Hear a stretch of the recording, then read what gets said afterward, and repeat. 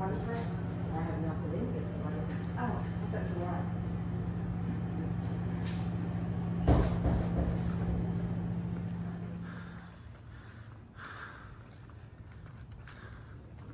Grand Cavern Caverns.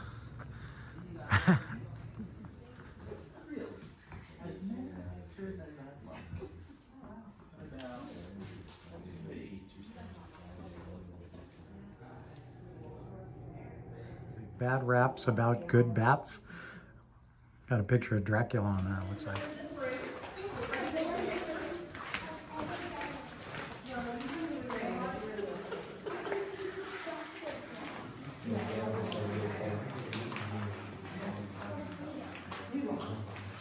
This is very safe. It is very safe. I'm in here 3 times a day, 3 hours a day. So they call it the radish room. But basically they are not radishes, obviously. They are stalactites. Caves form as rainwater, as it percolates through the soil, picks up carbon dioxide. And it makes it a very weak carbonic ceiling we call stalactites. So they hold tight to the ceiling. And when they hit the cave floor, context of the 1800s, because that's when the cave was discovered. This is called King Solomon's Temple, which also has a big forever. It is rock, and so we call this frozen Niagara Falls. Now you see that zookeeper looking watch over our zoo. But more importantly, he is actually looking over the new part to the cave. In 2004, they were remapping this cave for the bicentennial. And so this one gentleman had a young dog, a long Labrador Retriever, and it was named Rosie. And he was being trained to be a cave rescue dog. Well, there were tours going on, and they were in this area, and so when the tour was coming through, they just moved over to this area and let the tour go by, and the dog noticed a difference in air pressure. And so they investigated. And look, Is that a what? no. A mouth? Just try on, just leave it in front of me down here. Think about a ball of 200 to 300 people. Sometimes people wanted to be alone, so they would go up to this area, and they call that Lover's Lane. So we're going to walk up the steps. Take your time. Right, this is called the Rainbow Room. Obviously, some of the different colors. The colors are just to help us see the formations and the natural pools of water behind it. This is called Dante's Inferno, or the Infernal Regions. In the 1800s, they did all the tours by candles and torches.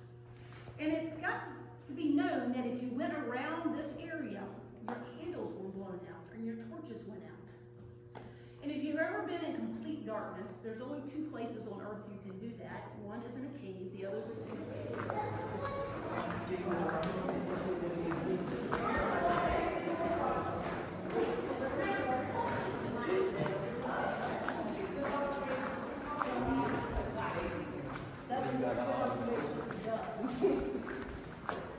Now this is our largest room. This is called Cathedral Hall. It's 285 feet long, 35 feet tall. In the new part of the cave, there are rooms 3 times this size. But this is the largest room in the commercial part of Grand Caverns. The George Washington's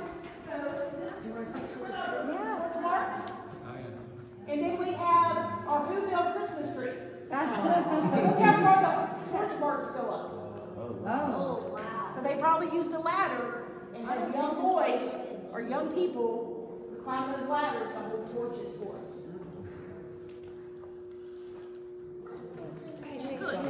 Good.